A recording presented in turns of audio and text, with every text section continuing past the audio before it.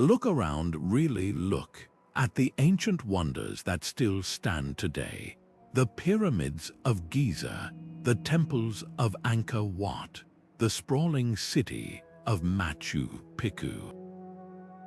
We know the names of kings and pharaohs who ordered them built, but what about the hands that carved each stone, the backs that carried them into place?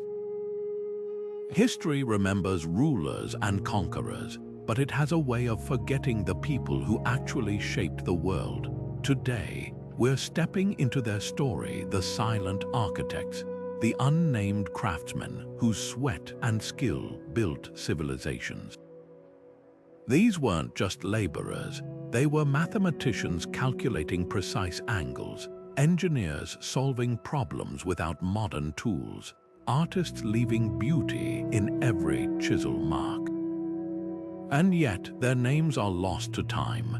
Think about the sheer scale of what they accomplished. Without cranes or computers, they moved stones heavier than elephants, fitted them together so tightly you couldn't slip a blade between them, and designed structures that have outlasted empires. How? The answers lie in the grooves of their tools, the wear on their bones, the fragments of their lives buried in the dust. From the quarries where they toiled to the secret techniques passed down through generations, these workers left clues not in words but in stone. And if we listen closely, those stones still speak. This isn't just a story about how things were built, it's about why, what drove these workers to push beyond human limits. Was it fear of a king's wrath, pride in their craft, or something deeper? A desire to leave something lasting in a world where most lives went unrecorded. As we uncover their methods, we'll also uncover their humanity. You'll never look at an ancient monument the same way again, because now you'll see the fingerprints of the forgotten. So let's begin where they did, not at the top with the rulers who took credit, but at the bottom with the first stone laid by hands history tried to erase. The first step in every great monument wasn't the grand design or the royal decree, it was the quarry. Picture this, workers standing at the edge of a mountainside, their tools simple but their knowledge vast. They weren't just hacking at rock, they were reading it. Ancient stoneworkers knew where to strike, how to listen for the telltale cracks that signaled a clean break, and which layers of stone would hold up under centuries of weight. In Egypt, they used wooden wedges soaked in water to split granite. As the wood expanded, it created just enough pressure to cleave the stone with surgical precision. Meanwhile, in the Andes, Inca craftsmen shaped massive blocks by pounding them with harder stones, gradually refining each edge until it locked perfectly into place like a puzzle piece. But how do you move a stone that weighs as much as a house? That's where ingenuity truly shone. The Egyptians rolled their colossal blocks on sledges across wet sand, reducing friction so teams of workers could pull them mile after mile. The Incas, masters of rugged terrain, built networks of ramps and ropes, sometimes suspending stones over sheer cliffs to reach their destinations. And let's not forget the Olmecs of Mesoamerica, who transported giant basalt heads, some weighing 20 tons without wheels or pack animals, likely using a combination of log rollers and sheer manpower. What's even more astonishing is how these workers turned raw stone into mathematical marvels. The pyramid's near-perfect alignment with the stars wasn't luck, it was the result of careful observation and applied geometry. The same goes for the curvature of Inca walls, designed to withstand earthquakes by flexing rather than crumbling. These weren't just builders, they were early physicists, engineers, and artists rolled into one. And while their tools might seem primitive to us, their results were anything but.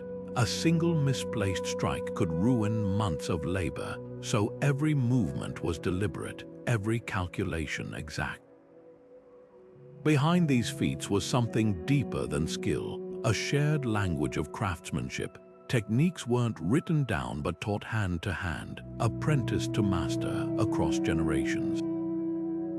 A young worker might spend years learning how to read the grain of limestone or sense the moment a diorite block was ready to split. This wasn't just manual labor, it was a sacred tradition, a way of passing down not just methods but pride. That's why, even today, the joints between stones are so tight you'd think they grew that way. These workers weren't just building for kings, they were building for eternity. Imagine holding a copper chisel in your hand, its edge carefully hammered into shape by a master smith centuries ago. This simple tool, no more sophisticated than a sharpened piece of metal, became the key to carving history into stone. Ancient stoneworkers didn't have power drills or diamond-tipped saws, yet their tools were perfectly adapted to the materials they worked with.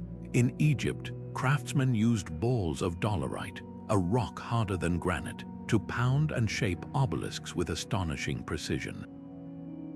Each strike was calculated, each groove intentional, turning brute force into an art form. But copper and stone weren't their only allies. The Romans revolutionized stonework with iron tools, allowing for intricate details that brought statues and columns to life. A sculptor's chisel could transform a block of marble into flowing drapery or the delicate curls of a beard, proof that their tools were extensions of their hands, honed by generations of trial and error. Even the humble wooden mallet played a starring role. Unlike modern hammers, its softer material prevented shattering the stone, letting workers chip away with controlled patience. Then there were the unsung heroes of movement, sledges, ropes, and ramps. The Egyptians dragged multi-ton blocks on wooden sledges, but they didn't just rely on muscle. They poured water ahead of the sled to reduce friction, a trick so effective it's still studied by engineers today. Meanwhile, in places like Petra, Nabatean workers used iron picks and wooden wedges to carve entire cities from cliff faces, their tools leaving behind telltale marks that reveal their methods. What's truly remarkable is how these tools were used in concert. Building something like the Parthenon wasn't just about cutting stone, it was about measuring, lifting, and fitting. Workers used bronze squares and knotted ropes as improvised levels, ensuring each block sat perfectly flat. They employed wooden cranes powered by human treadmills to hoist stones into place, machines so efficient they remained in use for centuries. Every tool had a purpose, every technique a reason. The legacy of these tools isn't just in the monuments they built, but in the knowledge they represent.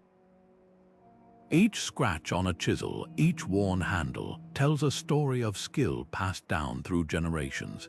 These workers didn't just shape stone, they shaped the future, proving that ingenuity doesn't require complexity. Sometimes all it takes is the right tool in the right hands. The Great Pyramid of Giza doesn't just tower over the desert, it silently proclaims the genius of people whose names we'll never know. For centuries, we pictured armies of slaves straining under the lash to build it, but the truth is far more fascinating. Archaeologists have uncovered workers' villages near the pyramids, complete with bakeries, hospitals, and even evidence of beer production. These weren't shackled captives, they were skilled artisans and laborers, well-fed and organized into crews with names like Friends of Khufu or Drunkards of Menkora, proud teams who signed their work with graffiti inside the very chambers they built. Take a closer look at the stones themselves. The pyramid's base covers 13 acres, yet its corners are aligned to true north with an error of less than a 50th of a degree. How workers likely used the stars, tracking the movements of constellations like the Big Dipper or the pole star Thuban to maintain perfect orientation. And those massive limestone blocks, some weighing as much as a loaded semi-truck, they weren't just dragged into place, they were carefully selected. geologists found that many came from specific layers of stone in distant quarries, chosen for their density and durability. This wasn't haphazard labor, it was a masterclass in logistics and geology. The real mystery isn't how they moved the stones, but how they fit them together. The joints between blocks are so precise that even today, you can't slide a credit card between them. Workers likely used polished limestone guide rails and copper measuring rods to achieve this accuracy, sanding surfaces until they locked seamlessly. And here's the kicker, the pyramid's sides are slightly concave, a subtle curvature that makes the structure even more stable. This level of precision implies years of training, a guild-like system where knowledge was passed from experienced masons to apprentices. What did these workers gain for their efforts? Tomb paintings show them receiving wages in bread, beer, and fish, staples of ancient Egyptian life. But the discovery of well-built tombs near the pyramids suggests something more: respect. These craftsmen were buried with tools and honors, a sign that their society valued their contributions. The pyramid wasn't just a pharaoh's tomb, it was a collective achievement, a project that bound together mathematicians, surveyors, stonemasons, and laborers in a shared pursuit of perfection. Standing before the Great Pyramid today, you're not just seeing the ambition of a king, you're witnessing the quiet triumph of thousands. Every perfectly angled corridor, every ton of stone lifted without modern machinery, whispers the same truth. Greatness isn't just about who commands the work, but who carries it out. The real pyramid builders didn't need their names carved in gold. Their legacy is etched in stone, and it has outlasted empires. High in the mist-shrouded peaks of the Andes, Machu Picchu clings to the mountainside like a puzzle crafted by the gods.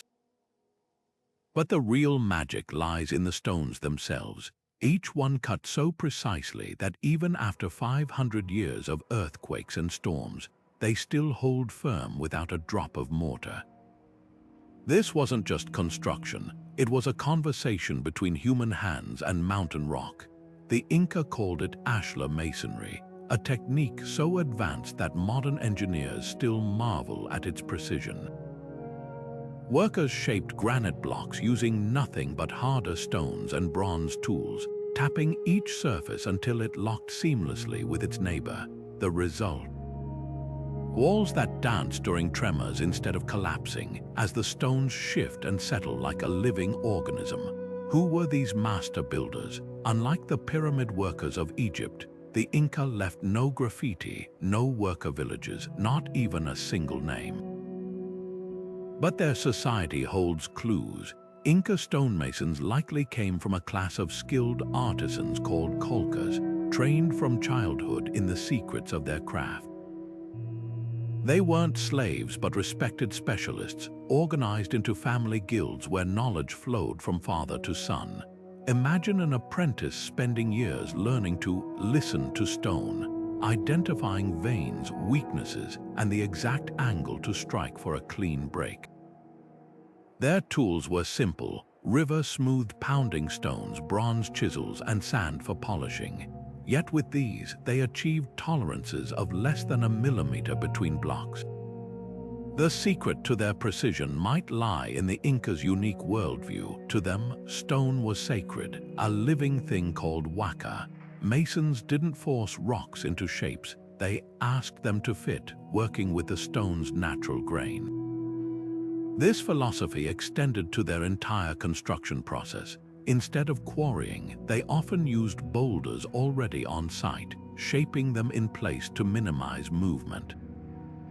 At Machu Picchu, you can see stones that seem to grow organically from bedrock, their curves mirroring the mountain's contours. But how did they coordinate such intricate work without written plans? The answer might be hiding in plain sight, the very landscape around them. Recent studies suggest the Inca used ropes and knotted strings called quippas, not just for accounting, but for architectural measurements. The terraces of Machu Picchu align with celestial events like solstices, hinting that stonemasons collaborated with astronomer priests. Even the city's layout reflects the Incas' Ilu system, where labor was a communal duty woven into the fabric of society. What's most striking isn't just the precision, but the purpose. These walls weren't built to glorify a king, but to honor the earth itself. Every joint, every angle whispers a promise between builder and mountain. I will stand with you, not against you. That's why, long after empires fell, Machu Picchu remains, not as a ruin, but as a testament to the invisible hands that understood stone like no one else. Behind every perfectly fitted stone in an ancient temple or cathedral lies an invisible web of knowledge, one that was carefully guarded, passed down through generations like a sacred trust. Stoneworkers didn't just learn their craft, they were initiated into it. In medieval Europe, for example, masons operated in guilds so secretive that they communicated through coded symbols carved into the very walls they built. A simple mark, a spiral, a star, a unique twist of lines could identify which craftsman shaped a block, but also served as a silent language among the initiated. These weren't just signatures, they were badges of belonging, proof that you'd endured years of grueling apprenticeship to earn your place among the masters. The training was relentless. A young apprentice might start at 7 or 8 years old, spending a decade mixing mortar, hauling rubble, and watching before ever touching a chisel to fine stone. Only after proving their patience and dedication would they be taught the guild's deepest secrets, how to calculate the angle of a vaulted ceiling using just a compass and string, or the exact way to strike limestone to avoid shattering it. In places like Chartres Cathedral, this knowledge was so precious that masons deliberately left errors in their blueprints, flaws only another trained eye would spot, to deter copycats. But guilds weren't just about protecting trade secrets, they were a lifeline. In an era before unions or labor laws, these networks provided healthcare, pensions, and even funeral expenses for members. A mason injured on the job could trust his guild to care for his family.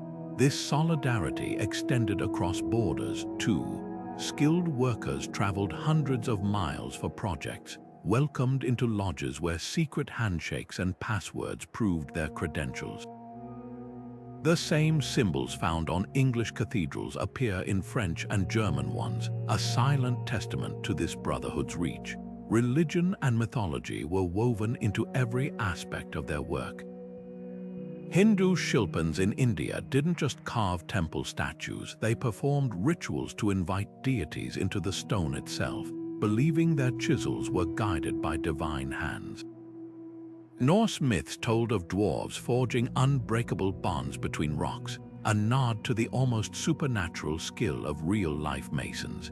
Even the tools held spiritual meaning. The square represented earth, the compass the heavens, and their union symbolized humanity's role in bridging the two. What's heartbreaking is how few of these masters we can name. Guild records were often destroyed to protect their mysteries, and individual credit was rare. Yet their legacy lives on in the cathedrals that still scrape the sky, the temples that have weathered 1,000 storms. They built knowing their names would fade, but their work would not. Cutting stone wasn't just a job, it was an act of devotion. When the builders of Stonehenge hauled those colossal blue stones over 200 miles from Wales, they weren't just constructing a calendar, they were pulling pieces of the sacred into place.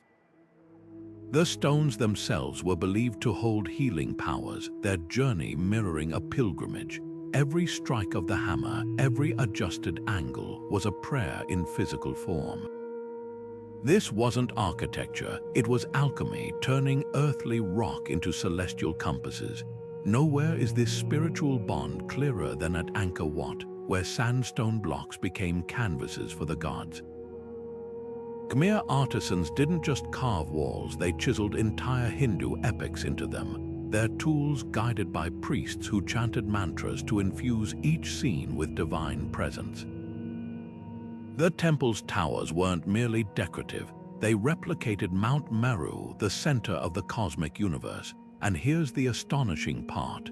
The bas-reliefs were intentionally placed so that dawn light would illuminate specific scenes during equinoxes, as if the sun itself was reading the sacred stories aloud.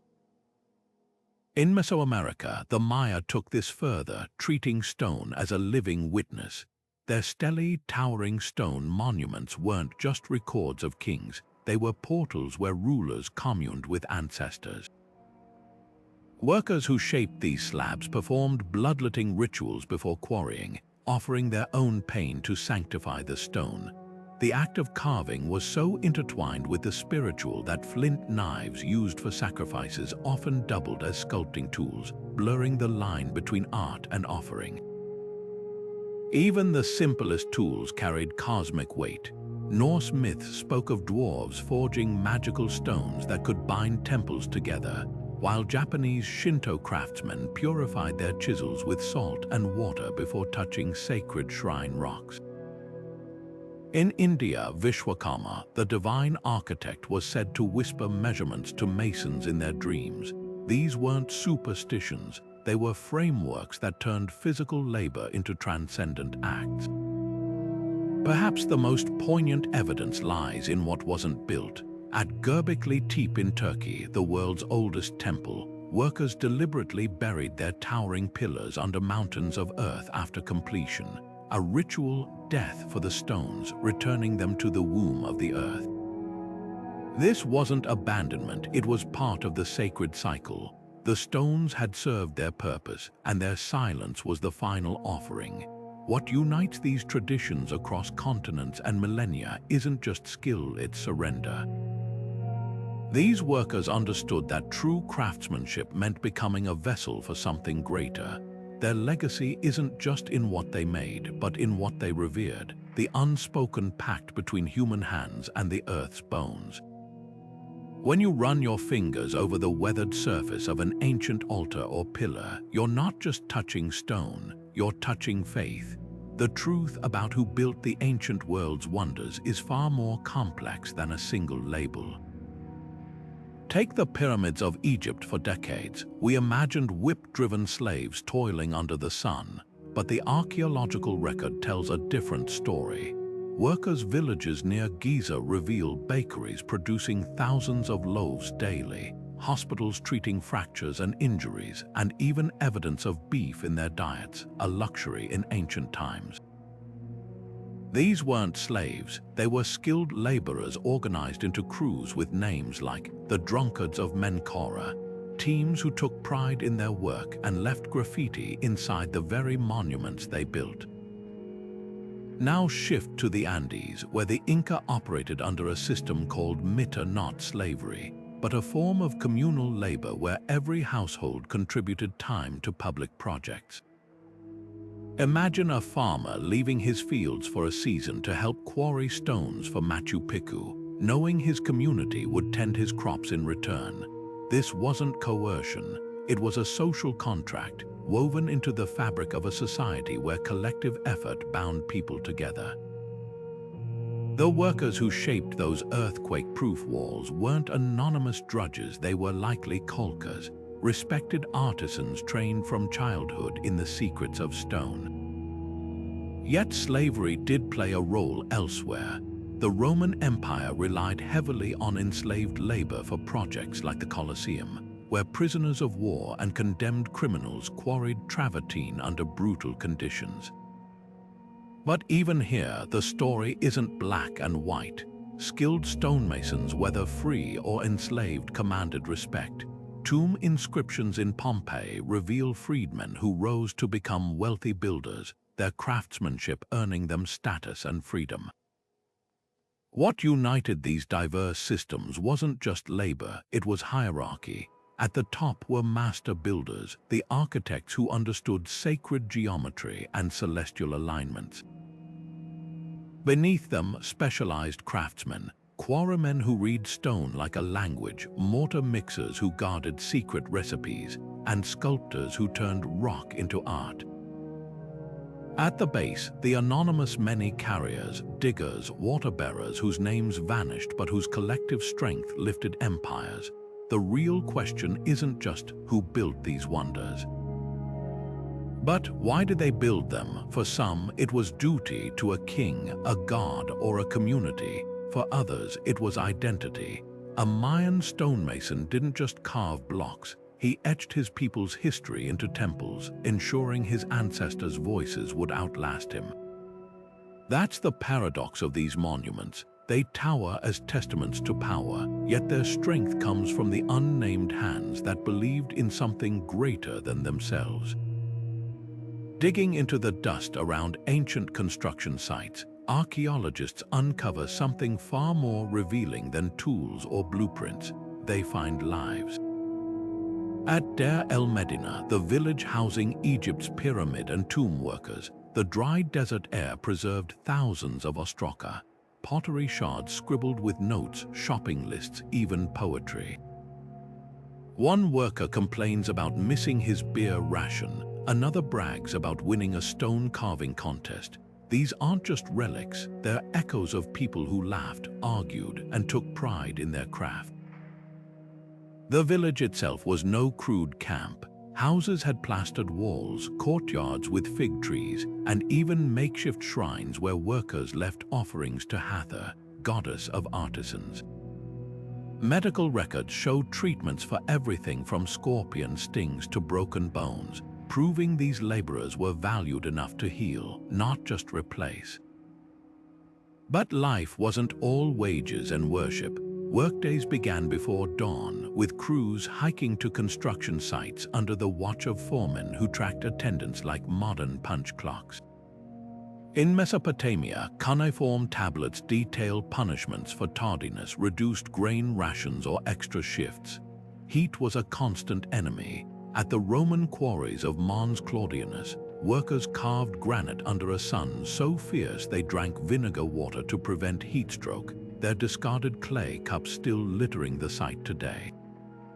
And then there were the accidents. A skeleton found near the Great Pyramid shows a man whose spine was crushed by a falling block, his bones buried with a trowel, a tender nod to his trade.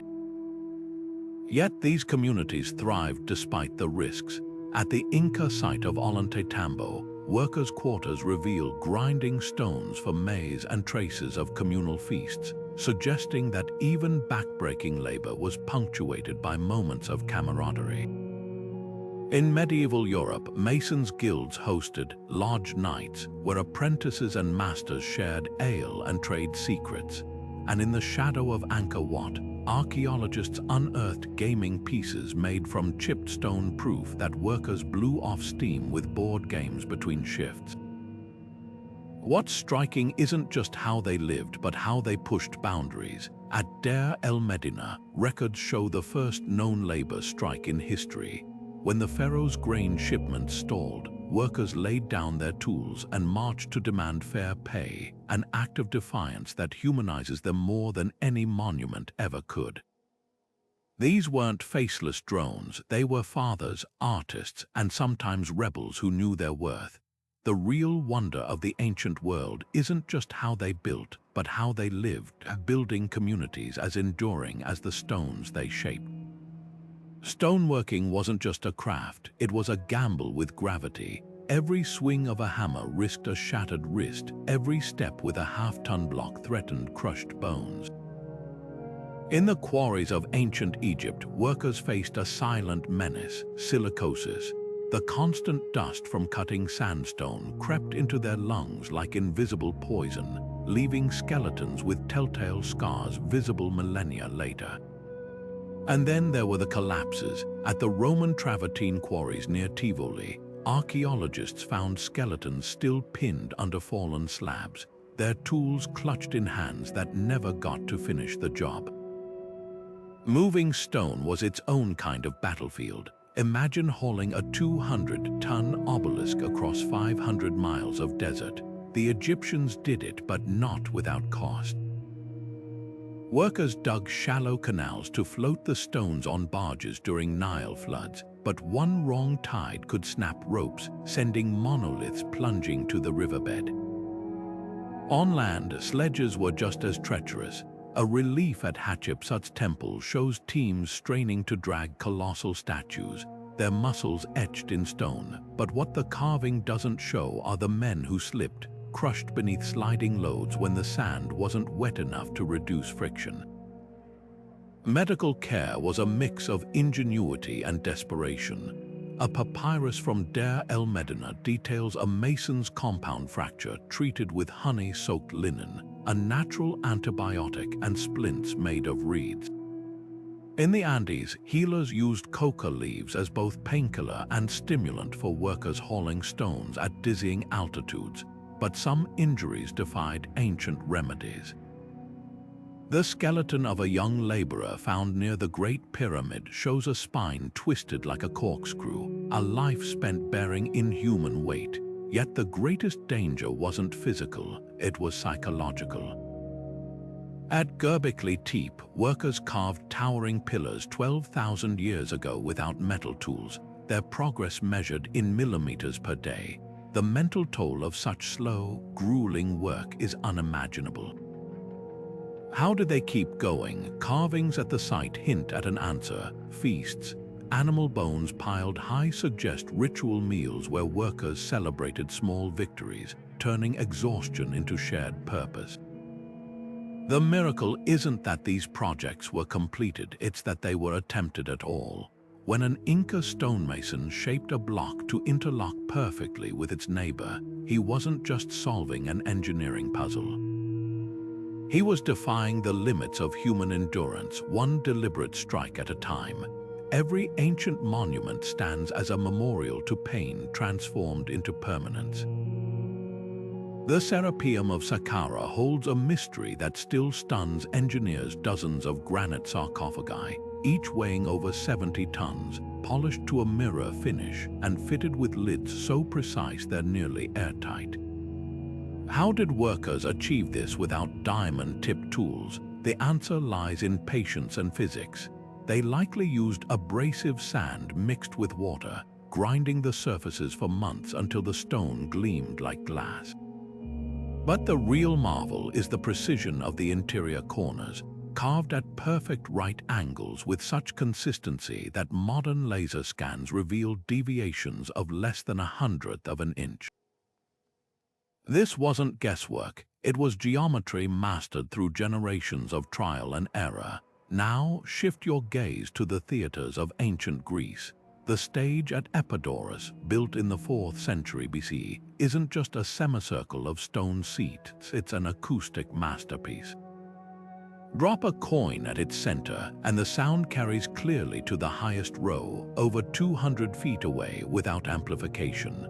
Modern studies show the secret. The stepped limestone seats act as natural sound filters, damping low-frequency crowd noise while amplifying high-frequency voices. The builders didn't have wave equations or decibel meters, they had keen ears and an intuitive grasp of how sound dances on stone.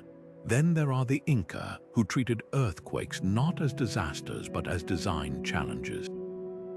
Their walls at Cusco and Ollantaytambo look like jigsaw puzzles, with irregularly shaped stones interlocking so tightly that seismic waves pass through them without toppling. The key: tiny intentional gaps. During tremors, the stones shift and settle back into place, a technique so effective that Spanish colonists often built their churches atop Inca foundations, trusting indigenous engineering over their own. These weren't isolated strokes of luck, they were the fruits of rigorous observation. Egyptian masons tracked how granite cracked under different chisel angles. Greek architects noted how wind carried voices across rocky slopes. Inca builders studied how tremors rattled trial walls before scaling up.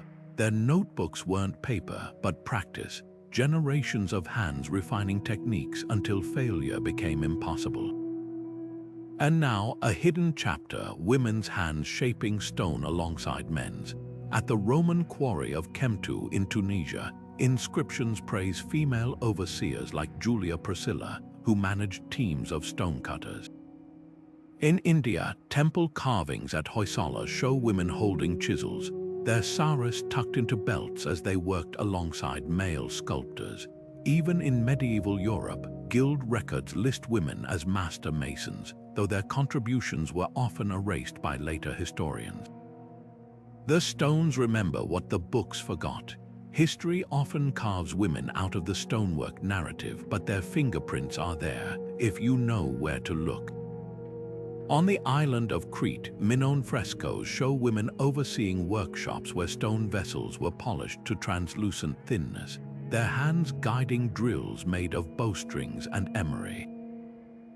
These weren't just assistants, they were master craftswomen, producing ritual objects so prized they've been found in Egyptian tombs. Meanwhile, in the Andes, Inca women called Aclacuna, chosen for their artistic skill, carved ceremonial bowls from andesite, their work considered sacred enough to hold offerings to the sun god Inti. The evidence hides in plain sight. At the medieval quarry of Caen in France, tax rolls list women like Marguerite de Vatteville paying fees for stone-cutting licenses, proof they ran businesses in a male-dominated trade. In India, temple inscriptions at Hoysala celebrate sculptors like Jacquard, who signed her name beside intricate carvings of goddesses, their curves shaped by a woman's chisel. Even in societies that barred women from wielding tools directly, their influence persisted. Roman matrons often commissioned elaborate tomb monuments, directing male artisans to carve scenes that reflected female grief and memory. Why does this matter? Because stonework wasn't just about brute strength. It demanded artistry, logistics, and acute spatial reasoning. Women engineered solutions too. At Çatalhöyük, one of the world's earliest cities, female builders mixed plaster with crushed marble to create gleaming walls that reflected firelight like modern drywall. In Mesoamerica, Maya women likely shaped the lime mortar that held pyramids together, their knowledge of chemistry as vital as any mason's hammer blows. The real tragedy isn't just their erasure from records, but how it skews our understanding of ancient labor. When we picture a stoneworker, we default to a muscle-bound man, yet frescoes from Pompeii show women hauling bricks on construction sites, their faces dusted with powdered tuff. Guild ledgers from Strasbourg reveal widows inheriting their husbands' masonry shops and training new apprentices. These weren't exceptions, they were threads in a larger fabric we've only begun to unravel. Now shift your gaze from individual hands to the cities they built. The same overlooked workers who carved blocks also shaped civilizations, one carefully placed stone at a time. Walk through the ruins of any ancient city, and you'll find more than crumbling walls. You'll see the fingerprints of stoneworkers in every cobblestone, every archway, every step worn smooth by generations of footsteps. Take Rome's Appian Way, for instance. This 2,000-year-old highway, paved with volcanic basalt slabs fitted together like teeth, still bears the grooves of countless chariot wheels. But it wasn't just about durability, it was about connection. Roman engineers designed roads with subtle crowns to shed rainwater into gutters, while their mile markers doubled as propaganda, etching the emperor's name into stone at every 1,000 paces. These weren't mere laborers, they were urban weavers, threading cities together with unbreakable stone threads. Now, look up literally. The aqueducts that quenched ancient metropolises were miracles of gravity and craftsmanship. Workers carved channels with slopes so precise they dropped just 1 inch every 100 feet, ensuring water flowed smoothly from mountain springs to city fountains. In Segovia, Spain, the towering arches of the Roman aqueduct still stand, their granite blocks cut so precisely that not a drop of mortar was needed. And here's the kicker. Many of these structures outlasted the empires that built them, repurposed by medieval towns and even modern cities.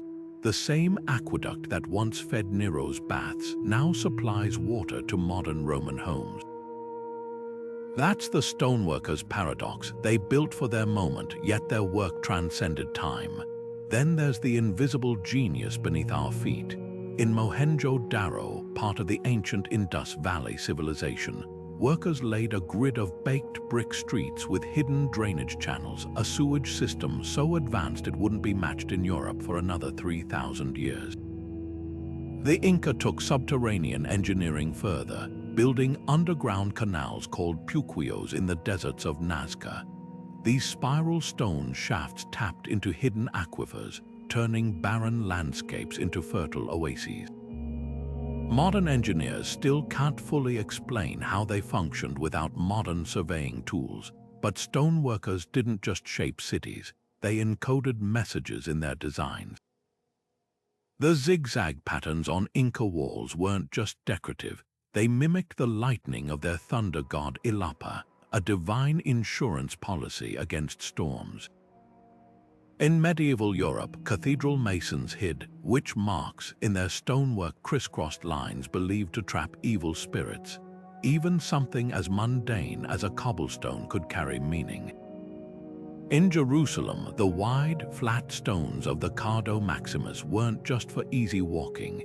They signaled this was a sacred space where pilgrims prepared their hearts as they approached the temple. The true legacy of these craftsmen isn't just in what they built, but in how they thought. Their cities were dialogues between human needs and earthly materials, a conversation we've never stopped having. Every time a modern architect chooses local stone over imported steel, or designs a flood-resistant plaza inspired by ancient terraces, they're speaking the stoneworkers' language, one that turns rock into resilience and labor into legacy. Chisel marks on stone were never just decorative, they were conversations across centuries. Take the Temple of Karnak in Egypt, where every column tells a story. Workers didn't just carve hieroglyphs, they embedded puns and wordplay into the stone, knowing future generations would decode their wit. A single symbol of a scarab beetle could mean to exist, to transform, or even a sly reference to the pharaoh's power, depending on its placement. This wasn't mere writing, it was a stonemason's inside joke, a nod to the initiates who'd grasped the layers of meaning. Now shift continents to the Maya city of Capan. Their staircases aren't just steps, they're history books in rock. Each riser is carved with glyphs recording dynastic triumphs, cosmic events, and even the names of the masons who shaped them. The Rosetta Stone may have unlocked Egyptian, but Capan's hieroglyphic stairway is a masterclass in how stoneworkers doubled as historians, etching their people's legacy into the very bones of the city. But symbols weren't always so literal. In Islamic architecture, geometric patterns repeat with mathematical precision, not just for beauty, but as a meditation on infinity. A mosaic in Spain's Alhambra might look like abstract art, until you realize each interlocking star mirrors the orbits of planets known to medieval astronomers. The craftsmen who laid these tiles weren't just artisans, they were philosophers using stone to ask unanswerable questions about the universe. Even failures carried meaning. In medieval Europe, a crooked line in cathedral stonework might seem like a mistake, until you learn it was a deliberate sin line, left by masons to humble themselves before God. Meanwhile, in India, a single misaligned carving in a temple could trigger weeks of rituals to purify the space, because every stone was believed to pulse with divine energy. The real magic lies in how these techniques traveled. When Phoenician traders carried purple dye across the Mediterranean, they also smuggled stonemasonry symbols, secret marks that let craftsmen from different cultures recognize each other's work. A spiral carved into a block in Lebanon might reappear on a Greek temple, a silent handshake between strangers who spoke different languages but shared the same code. What emerges isn't just a collection of symbols, but a global language, one where a chisel stroke could whisper prayers, record revolutions, or map the stars. The next time you see an ancient wall, look closer. Those aren't just scratches in rock, they're the handwriting of civilizations. A Phoenician merchant ship, heavy with cedar and purple dye, carried more than cargo, it bore secrets in its hull. Hidden among trade goods were stoneworkers' tools, bronze chisels from Cyprus, Egyptian polishing stones, and clay tablets etched with diagrams of arch construction. This was how craftsmanship crossed oceans, not through grand conquests, but in the quiet exchanges between dockworkers and artisans haggling in bustling port cities. From Tyre to Carthage to Cadiz, these traders became unwitting professors, their ships floating classrooms where techniques spread faster than empires could conquer. The Silk Road played a similar role, but with a twist. Unlike the Mediterranean sea-based network, this overland route forced adaptations. Chinese jade carvers taught Persian masons how to use foot-powered lathes for intricate work, while Central Asian builders demonstrated rammed earth techniques that later influenced the Great Wall's construction. In Samarkand, archaeologists found a startling fusion: Greek-style columns with Buddhist motifs, their bases carved by artisans who likely never saw the Parthenon but had mastered its proportions through second-hand knowledge. Conquest accelerated these exchanges, though not always peacefully. When Alexander's armies marched into India, they brought Macedonian stonemasons who blended Hellenistic curves with local floral motifs, creating the Gandhara style that would later shape Buddhist art across Asia. Similarly, Roman occupation of Gaul introduced the arch to tribes who had only built with timber, revolutionizing their architecture within generations. Yet the flow wasn't one way. Roman engineers adopted Gallic lime mortar recipes, which proved more weather-resistant than their own mixtures. The most surprising transfers happened indirectly. Arab mathematicians' treatises on geometry, preserved in Moorish Spain, became required reading for medieval European cathedral builders. A single diagram in a Baghdad manuscript might inspire the vaulted ceilings of a French abbey centuries later. Even failures traveled. The collapse of an Armenian bridge due to poor keystone placement was studied as intently as successes, with Byzantine engineers adjusting their blueprints accordingly. What emerges isn't a linear story of progress, but a web, each knot representing a chance encounter, a borrowed idea, a technique improved through cross-cultural trial and error. The stones themselves bear witness. Examine a Venetian palace's facade, and you'll see Byzantine mosaics framed by Islamic arabesques, all executed by local hands. These craftsmen didn't see borders, only possibilities, and their legacy reminds us that innovation has always been a collective endeavor.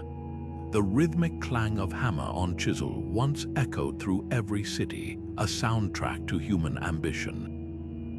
Then came the steam drill, relentless, impersonal, devouring stone with mechanical jaws.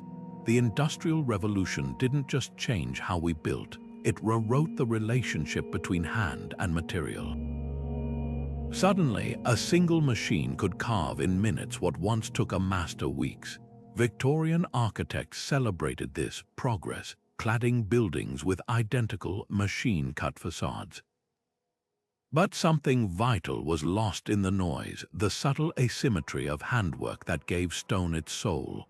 Walk through any 19th century train station or government building, and you'll see the difference. Where medieval masons left playful gargoyles with unique expressions, industrial-era stone is sterile. Corinthian columns became mass-produced souvenirs, their acanthus leaves lacking the delicate undercuts that made ancient versions seem to breathe. Even the quarries changed. Dynamite blasts replaced careful wedgework, fracturing stone in ways that often hid flaws until it was too late. The art of reading rock, knowing which vein would hold under stress, faded as demand outpaced patience. Yet pockets of resistance endured. In Rajasthan, India, families of Shilpkars still work as their ancestors did, shaping marble with nothing but iron chisels and emery paste. Their secret, an unbroken lineage of touch. A master can feel when a stone is about to split cleanly, sensing vibrations through the tool that no machine can replicate. Similarly, in Kyoto, the Kiku Ishi tradition lives on, artisans carving chrysanthemum patterns into granite using techniques unchanged since the Heian period. These aren't museum pieces, they're functional temple repairs, proof that handcraft still has a place where precision matters more than speed. The real tragedy isn't just vanished skills, but severed connections.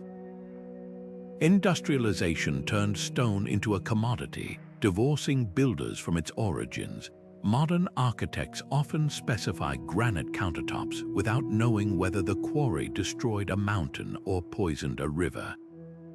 Contrast that with the Inca, who believed taking stone without thanking the earth invited disaster, or medieval masons who marked their blocks with symbols not just for pride, but as a promise, "I shaped this responsibly." Today, a quiet rebellion is growing. At Scotland's Historic Environment Scotland Lab, craftsmen use 3D scans of crumbling castles to hand-carve replacement stones, blending tech with tradition. In Peru, young architects apprentice with Inca descendants to relearn seismic-resistant masonry for earthquake zones. Even factories are adapting. Some Italian marble workshops now employ slow machines that mimic hand tool rhythms, guided by artisans who adjust each cut by eye. This revival isn't nostalgia, it's necessity. Climate change is exposing the flaws of industrial construction. Concrete, that universal replacement for stone, cracks and crumbles in decades while the pyramids stand. As we face rising seas and fiercer storms, perhaps the old ways hold new answers.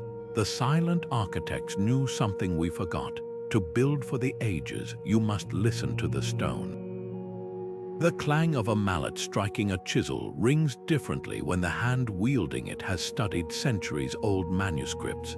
Across the globe, a quiet revolution is unfolding, one that rejects the notion that ancient craftsmanship belongs only in museums. In the shadow of France's Notre Dame Cathedral, carpenters and stonemasons aren't just repairing fire damage, they're resurrecting 13th century techniques, from hand-forging iron tools to shaping oak beams with axes.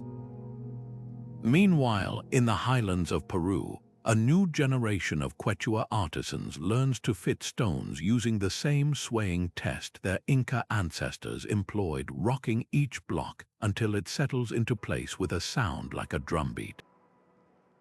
These aren't reenactments, they're living traditions solving modern problems. What drives this revival? Part necessity, part revelation. When engineers assessed earthquake damage to Nepal's historic temples after the 2015 quake, they made a startling discovery. Structures rebuilt with modern concrete had crumbled, while those using traditional timber-laced masonry had swayed but stood. Now, organizations like the Kathmandu Valley Preservation Trust train locals in ancient methods, blending seismic wisdom passed down through songs with digital mapping tools. Similarly, in Japan, the art of kikuzumi, fitting irregular stones without mortar, is being revived not just for shrine repairs, but to stabilize riverbanks against worsening floods. The classroom for these skills often looks nothing like a lecture hall. In Wales, apprentices at the cathedral's workshop fellowship spend mornings tracing medieval blueprints stained with centuries of candle smoke, afternoons practicing on limestone from the same quarries that supplied Edward I's castles. Over in Egypt, master carvers at the Grand Egyptian Museum teach students to replicate hieroglyphs using copper chisels and sand abrasives. ensuring repairs to pharaonic tombs remain indistinguishable from the originals. "You don't just learn how to cut stone," says one trainee in Aswan. "You learn how to listen to it." Technology plays an unexpected role in preserving these analog arts. At Oxford University, archaeologists use 3D scanners to record the tool marks on Saxon stone coffins, creating digital fingerprints that help identify individual craftsmen across centuries. In India, the Aga Khan Trust documents fading Mughal stone carving techniques through augmented reality. Trainees don headsets to watch ghostly hands demonstrate floral motif carving before attempting it themselves. Yet the most vital preservation happens offline. In Ethiopia's Lalibela, priests still guard the secret recipe for the red mortar that binds their rock-hewn churches, mixing volcanic ash and egg whites under cover of darkness, just as their predecessors did 800 years ago. This movement isn't about nostalgia, it's about resilience. When masons rebuilt Windsor Castle's fire-damaged St.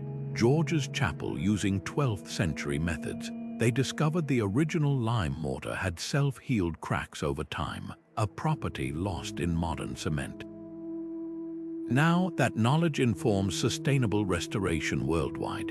From the marble workshops of Carrara using Renaissance-era polishing techniques to reduce water waste, to Navajo stonemasons reviving dry stack walls to prevent desert erosion, the silent architect's legacy is becoming a blueprint for the future. Their stones still speak, we're finally learning to answer back. Ancient builders understood something we're only now relearning. Stone isn't just a material, it's part of the land's living memory. Take the dry stone walls of Scotland's Highlands, stacked without mortar for centuries.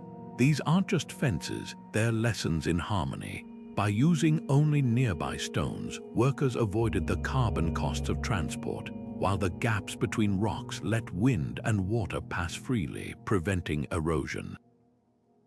Modern engineers call this permeable construction, but to the crofters who built them, it was simply common sense. Across the Atlantic, the Inca practiced something even more radical: reversible architecture. Their perfectly fitted stones could be disassembled and reused, leaving no waste behind, a stark contrast to today's demolition sites piled with crushed concrete. The secret wasn't just technique but mindset. In Bali, temple builders still follow the ancient principle of Tri-Hita Karana, harmony between humans, nature, and the divine. Before quarrying, they perform ceremonies asking the mountain's permission, taking only what's needed.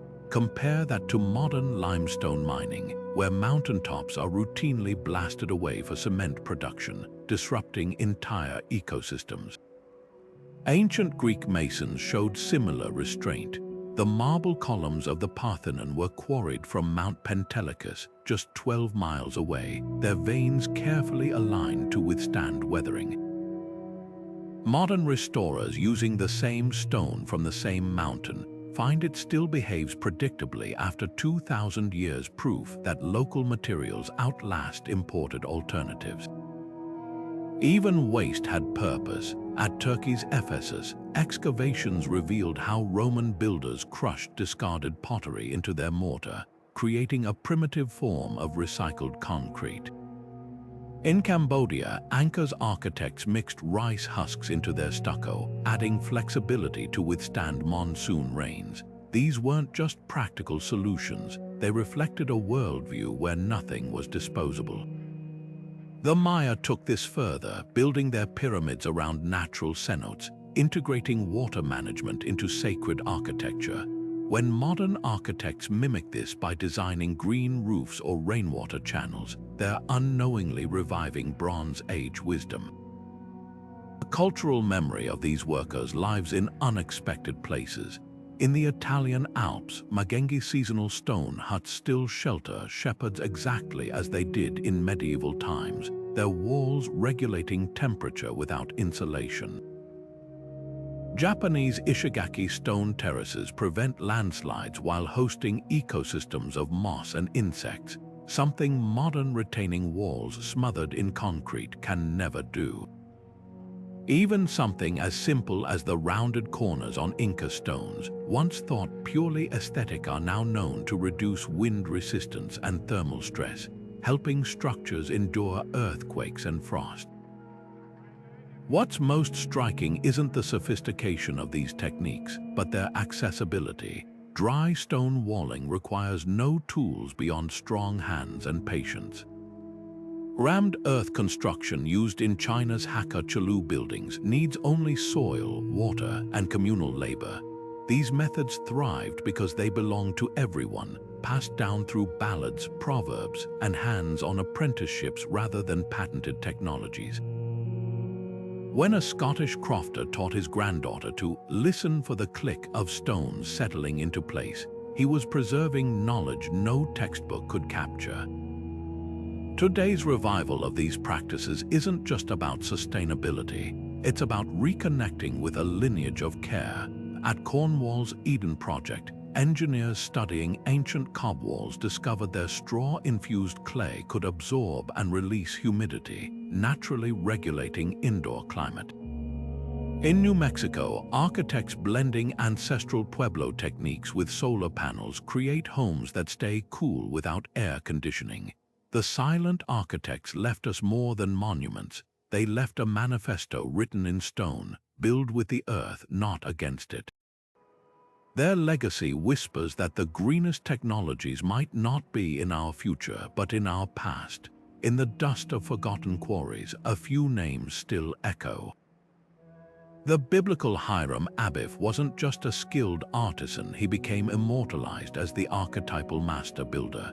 His legend woven into Freemasonry's rituals as a symbol of integrity and craftsmanship. But he wasn't alone. Across the Atlantic, Maya stelae at Capon bear glyphs naming sculptors like Machinal, who signed his work with the same pride as a Renaissance painter. In Egypt, graffiti inside the Great Pyramid's hidden chambers reveals crews like the Vigorous Gang or Enduring Gang, their boast still legible 4,000 years later. These weren't anonymous laborers, they were artists claiming their place in history. Folklore, too, carries their legacy. Japanese tales speak of the Tengu, mischievous spirits who taught stonemasons secret techniques in exchange for offerings. Norse sagas recount how the dwarf Regin forged magical stones that could bind walls without mortar. Even the Greeks had Daedalus, the cunning architect whose labyrinth became a metaphor for the stoneworker's puzzle-solving genius. These stories weren't just entertainment, they encoded generations of technical wisdom, disguising trade secrets as myths to protect them from rivals. Yet the way societies remembered their builders often reflected deeper values. In China, the Lu Ban Jing, a Ming-era carpenter's manual, deified its titular master as the patron of all craftsmen, blending practical geometry with spiritual teachings. Contrast that with medieval Europe, where cathedral masons were celebrated in guild records but rarely in public chronicles, their labor seen as service to God, not individual achievement.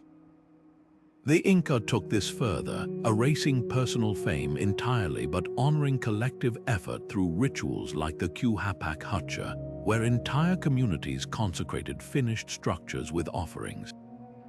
The most poignant memorials, though, are the accidental ones. At the Roman quarry of Kemtu in Tunisia, workers scratched game boards into abandoned slabs, their leisure preserved in stone.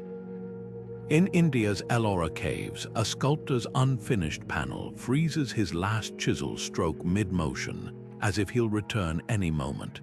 These fragments whisper what official histories often omit, that behind every monument were people who laughed, played, and sometimes walked away before the work was done. Now, the darker question lingers: how much of this reverence was genuine, and how much was retrospective? The same societies that immortalized a few masters often exploited countless others. The ethical lines blur when we admire pyramids built by well-fed artisans, but also acknowledge the forced labor that raised Rome's Colosseum. Perhaps the truest memorial isn't in names or myths, but in how we choose to remember the full story, the honored and the anonymous, the willing and the coerced, all whose hands shaped the world we've inherited. The gleaming temples and towering pyramids we admire today cast long shadows filled with the silent suffering of those who built them. Take the Roman Colosseum, where enslaved prisoners and condemned criminals quarried travertine under the lash, their bones later found in mass graves near the quarries with spines twisted from carrying impossible loads. Yet even here, the story isn't black and white. Recent isotope analysis of those bones reveals some workers came from as far as North Africa, suggesting Rome's brutal labor system also moved people across continents like chess pieces, a chilling precursor to globalization's dark side. Contrast this with Egypt's worker villages at Giza, where medical care and beer rations point to a more nuanced reality, but don't mistake comfort for justice. Papyrus records from Deir el-Medina detail strikes when wages lagged, proving even privileged artisans had to fight for basic dignity. The real ethical dilemma lies in how we weigh these gradations. Is a well-fed worker coerced by societal obligation like the Inca's mitre system any freer than a chain gang laborer? Modern parallels haunt this question, from sweatshops to gig economies where necessity masks exploitation. The most heartbreaking evidence comes from the stones themselves. At the limestone quarries of Chura, Egypt, archaeologists found tiny handprints pressed into drying mortar, likely children mixing binding paste. In China's Great Wall segments, straw sandals and millet bowls, abandoned mid-meal whisper of workers who perished during frantic construction under the Qin dynasty. These weren't just casualties, they were sacrifices on the altar of immortality, their lives exchanged for a ruler's bid to cheat time. Yet some societies left counter-narratives in plain sight. At Cambodia's Angkor Wat, among the grand bas-reliefs of gods and kings, one panel shows a row of laborers' backs bent, muscles straining, an astonishing admission of who truly built the empire. Similarly, a Maya mural at Calakmul depicts stoneworkers receiving cacao, the ancient equivalent of premium currency, suggesting elite awareness that skill demanded reward. These rare acknowledgements force us to ask, did ancient cultures grapple with their own complicity? Today's conservation efforts add another layer of moral complexity.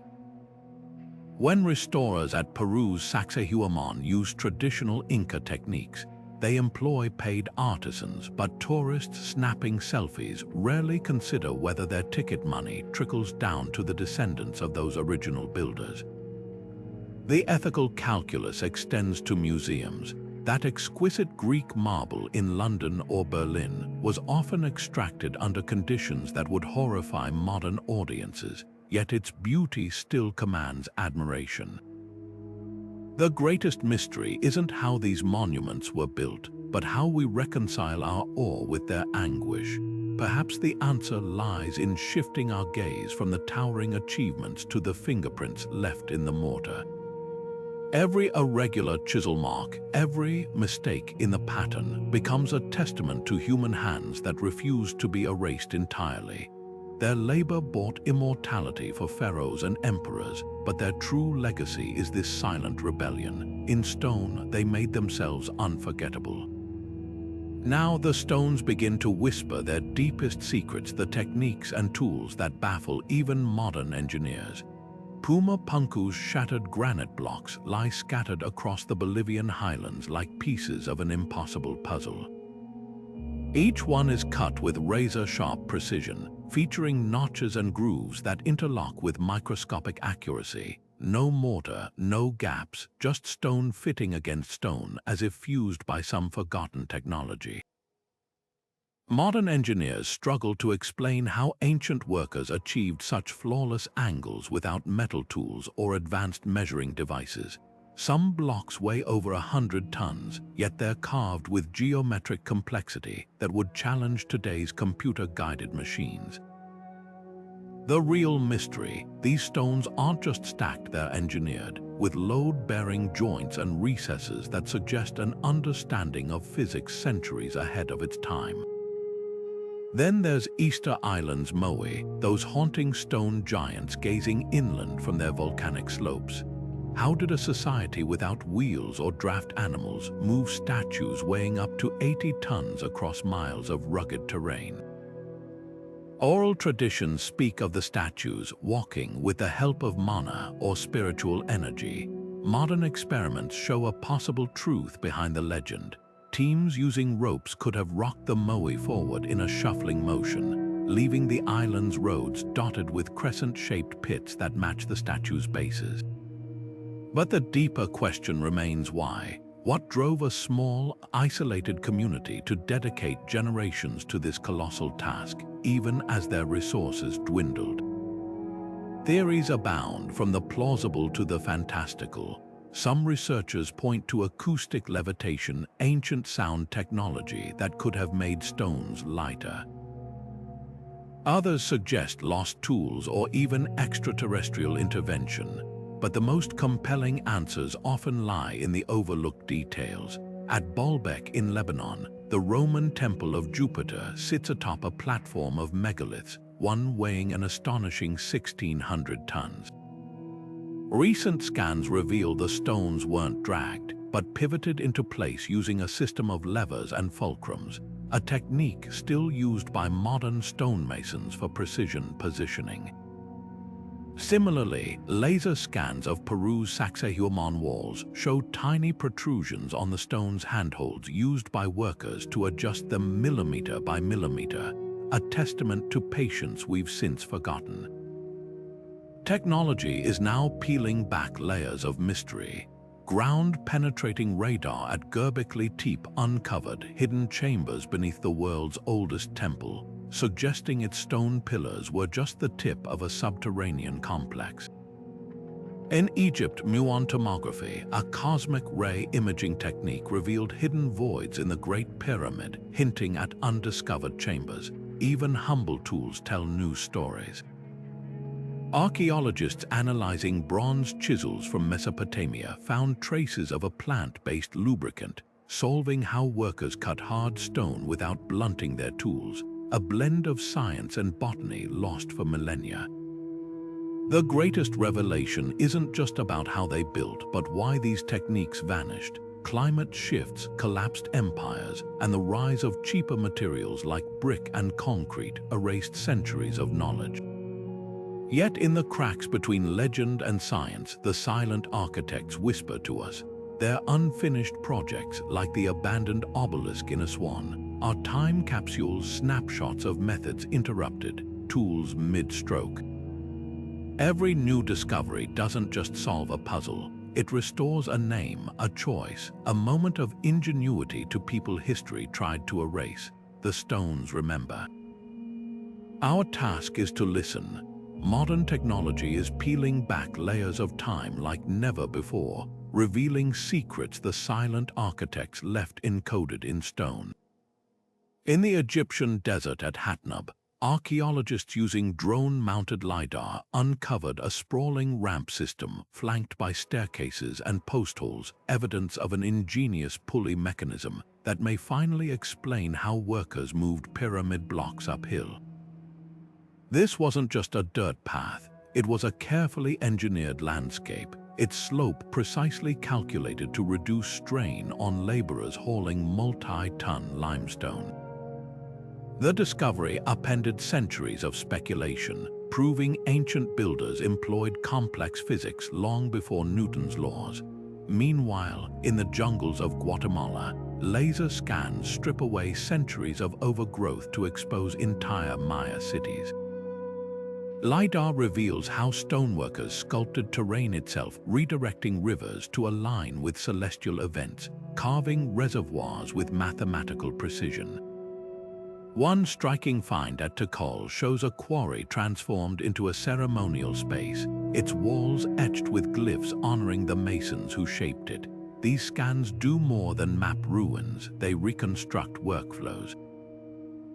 By analyzing tool mark patterns in 3D models, researchers can trace individual artisans' movements, how they rotated stones, adjusted grip, even paused to rest.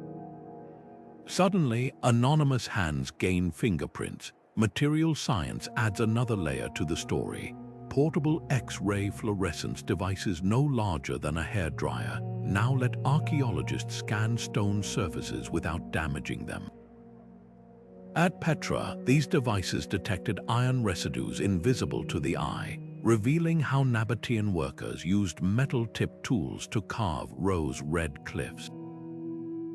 In Greece, isotopic analysis traces Parthenon marble back to specific pentelic mountain veins, exposing supply chains that stretched further than imagined.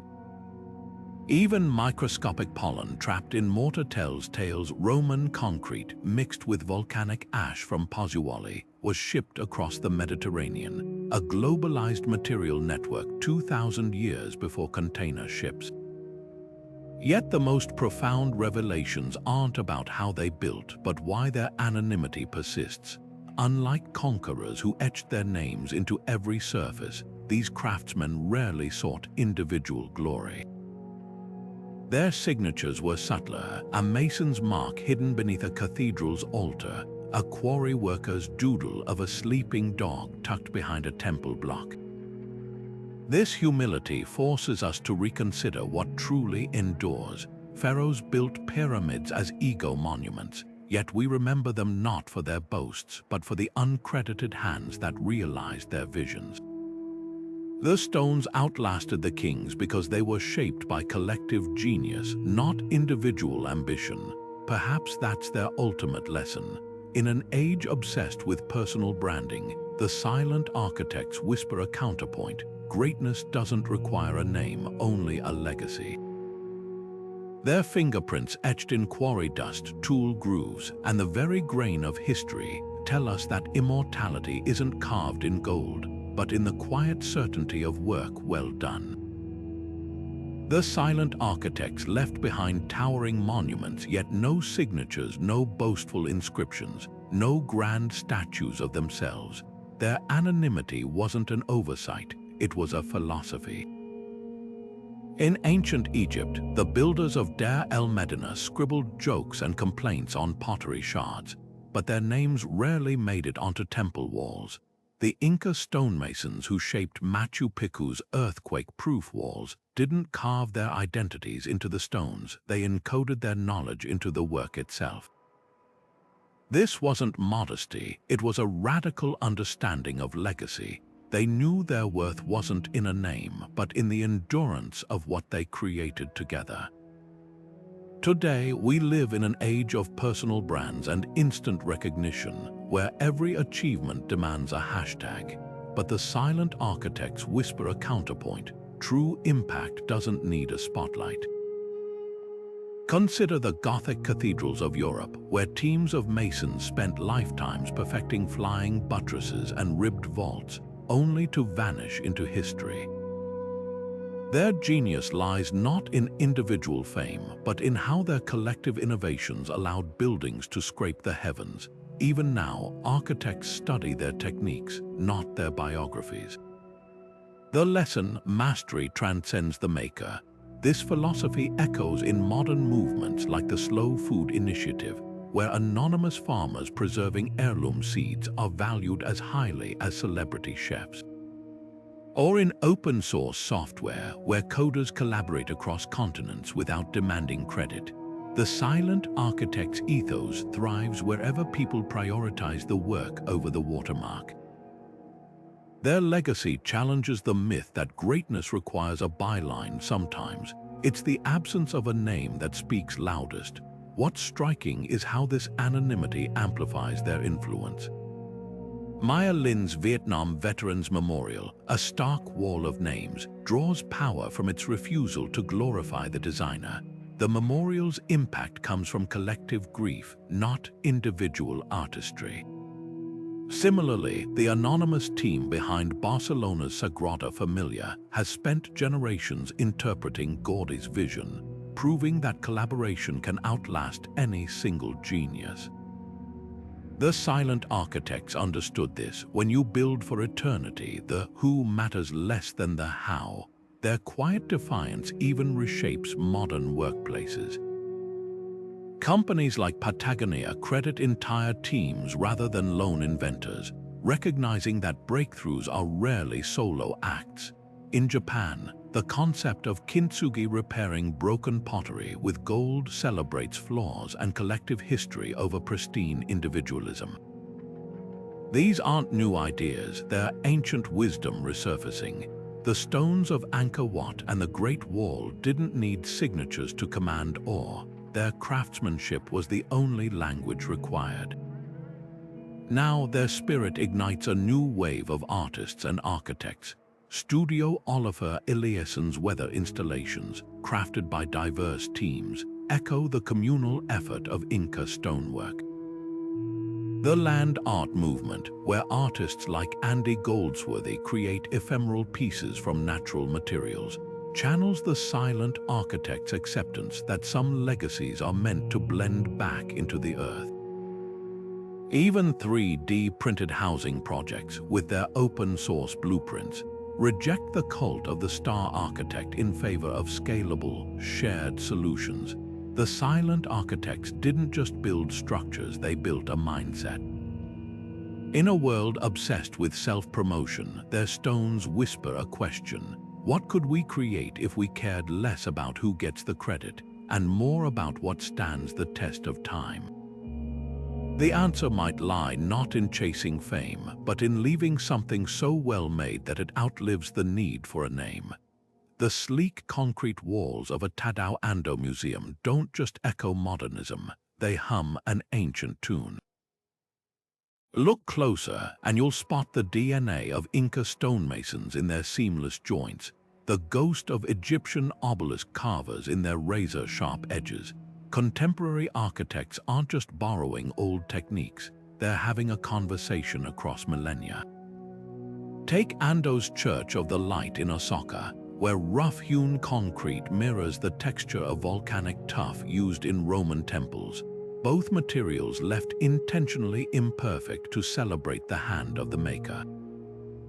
Or consider Hassan Fathi's mud brick villages in Egypt, where wind-catching towers copied from pharaonic designs cool buildings without electricity, proving sustainability isn't a modern invention, but a rediscovery. This revival goes beyond aesthetics. In Barcelona, the Sagrada Familia's ongoing construction blends Gaudí's original sketches with computerized stone cutting, yet the final pieces are still adjusted by hand, just as medieval masons did. Over in Norway, the Twist Museum's undulating wooden facade may look futuristic, but its structural logic comes straight from Viking dry stone walling techniques, where interlocking elements distribute weight without nails. Even skyscrapers owe a debt. The Burj Khalifa's buttressed core mimics the load-bearing tricks of Cambodia's Angkor Wat, proving that ancient solutions can still scrape the sky. The real magic happens when old wisdom solves new problems. Facing rising sea levels, Dutch engineers now study how Maya cities like Tikal managed water with porous limestone reservoirs and gravity-fed canals. In earthquake-prone Japan, architects analyze Inca ashlar masonry to design buildings that sway rather than snap. And in Los Angeles, artists like Andy Goldsworthy create ephemeral stone installations that, like Göbekli Tepe's buried pillars, embrace impermanence, challenging our obsession with permanence in an age of climate crisis. But this isn't just about copying the past. Modern creators are decoding the deeper principles behind ancient success. The Pantheon's dome stayed intact for 2,000 years, not because of its concrete recipe alone, but because Roman builders understood thermal expansion, a lesson now applied to solar panel arrays that withstand desert heat. Similarly, digital designers adopt the sacred geometry of Gothic cathedrals, using algorithms to replicate the fractal patterns stonemasons once drew with compasses. What unites these innovators isn't nostalgia, but respect. When Zaha Hadid Studio designs a fluid, cave-like structure, they're channeling the same intuition that guided Cappadocia's rock-cut architects. When a 3D printer layers concrete like sedimentary rock, it honors the patient accretion of Inca walls. The silent architects left more than monuments, they left a mindset. Their legacy whispers that the best designs don't fight nature but dance with it. Now, let's step back from blueprints and stones to ask a quieter question. What do these anonymous builders teach us about our own place in history? Their story isn't just about how to shape rock, it's about how to live. There's a quiet power in the way a master stoneworker approaches a block of granite, not as an obstacle, but as a conversation. Every tap of the chisel isn't just about removing stone. It's about listening, adjusting, and respecting the material's hidden contours. This dance between patience and precision holds lessons far beyond ancient quarries. Consider the stonemason who spent years shaping a single cornerstone for a cathedral, knowing it would bear weight for centuries. That's not just craftsmanship, it's a philosophy. In a world obsessed with speed and shortcuts, their insistence on doing things right, not just fast, feels almost revolutionary. Take the Inca builders of Machu Picchu, who fitted stones so precisely that a blade still can't slip between them.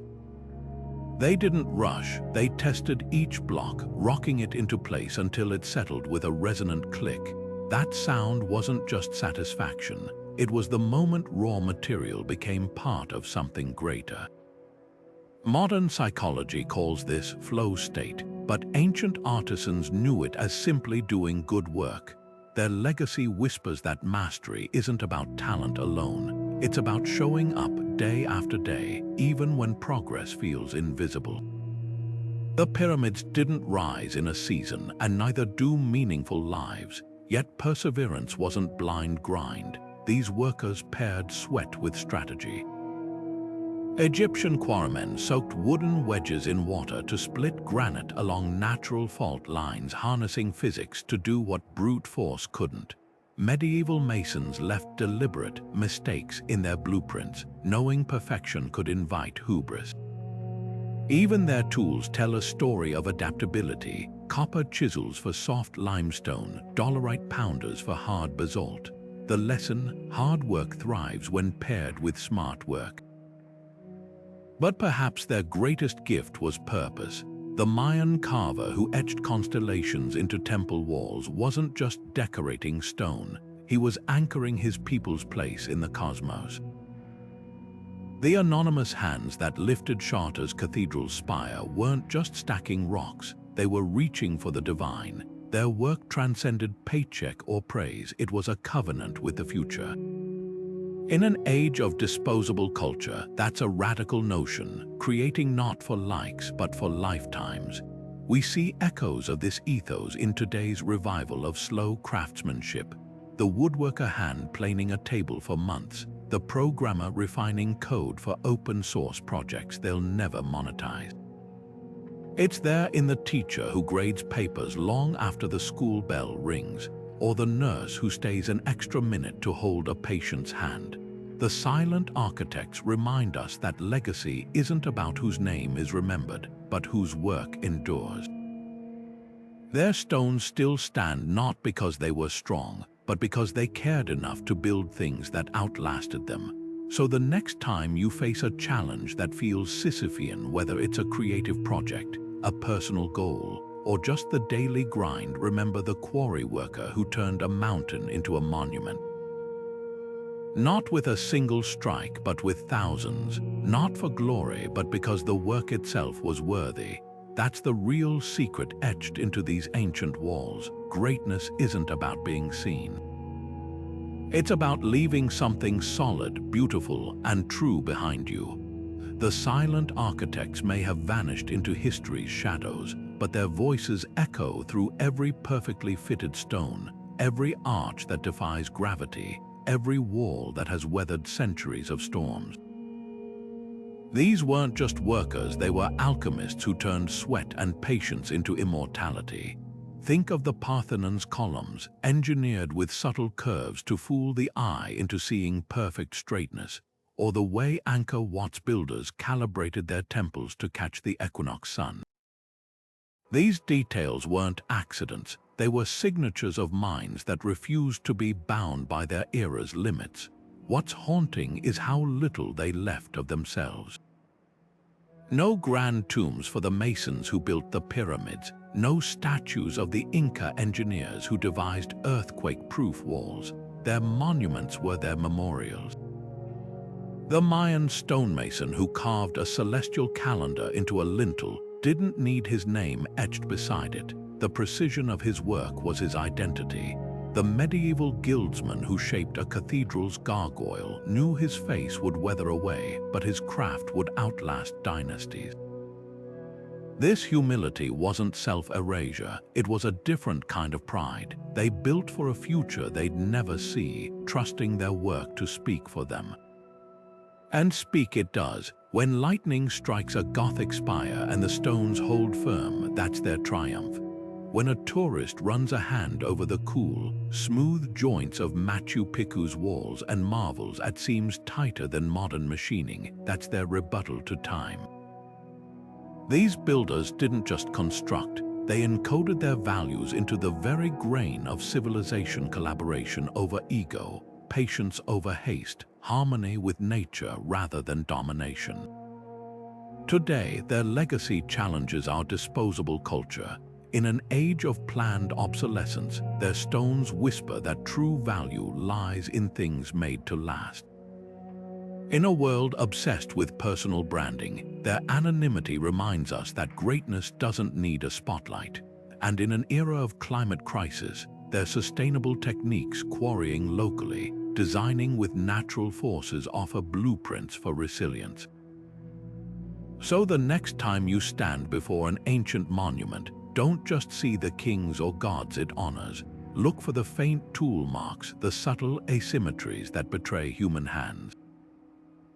That's where the real story lies, not in the grand narratives of history books, but in the quiet spaces between stones, where the silent architects still teach us how to build, endure, and mean something. Their greatest lesson: you don't need a name to change the world, just something worth leaving behind. Now we turn to you. Which ancient structure leaves you awestruck, not just for its scale, but for the unseen skill behind it?